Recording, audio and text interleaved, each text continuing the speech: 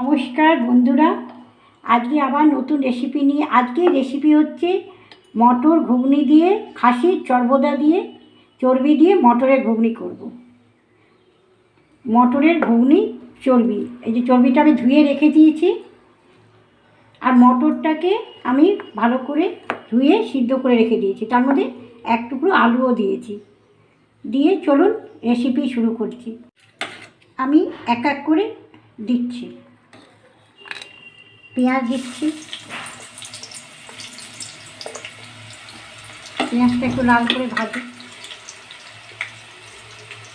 তেজপাতা দিলাম, লাল করে ভাজা হবে পেঁয়াজ তেজপাতাটা। তার মধ্যে আমি রসুনগুলো ধুয়ে কুচি করে রেখেছি, তার মধ্যে গোটা জিরে, টমেটোর কেটে রেখেছি, তার মধ্যে গোটা কাঁচা লঙ্কা দিয়ে এগুলো একটু লাল করে ভাজবো।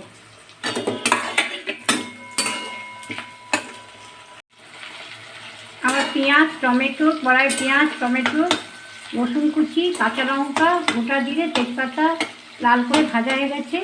আর আমি আদা রসুন পেস্ট করে রেখেছিলাম আগের থেকে, দিয়ে একটু লাল করে ভাজবো মশলাটাকে।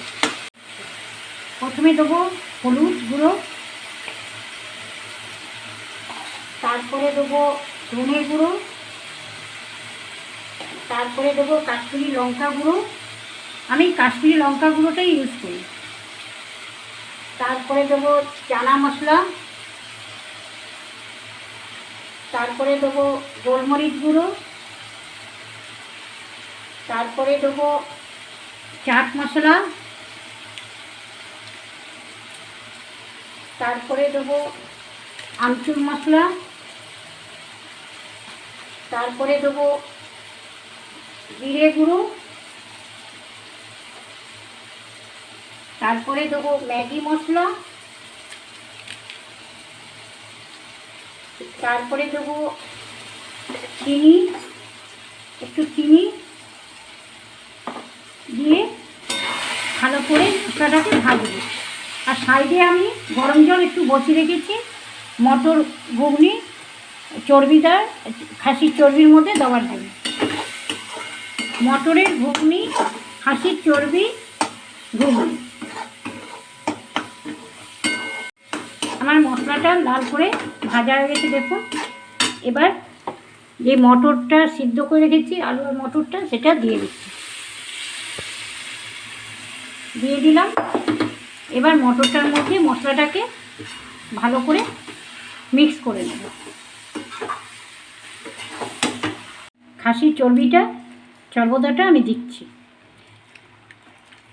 চর্বিটা মটরের মধ্যে দিলাম। মটরের ঘুগনি খাসির চর্বি দিয়ে, চর্বদা, খাসির চর্বদা দিয়ে।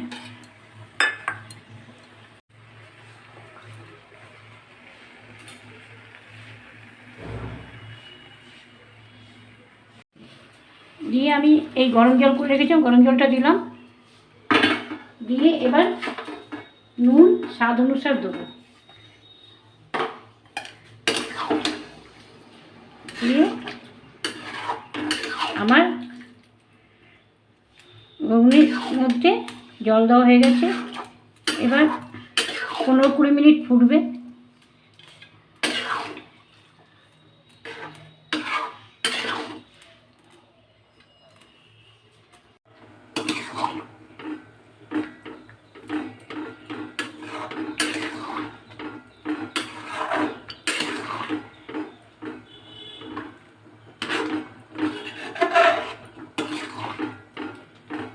খাসির চর্বদা দিয়ে মটরের ঘুগনি,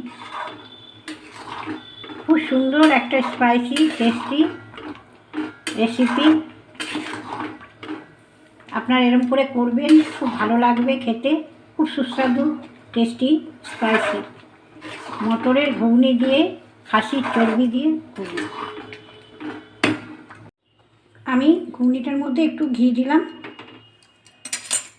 সব শেষে ধনেপাতা ধুয়ে রেখেছিলাম, ধনেপাতা দিলাম।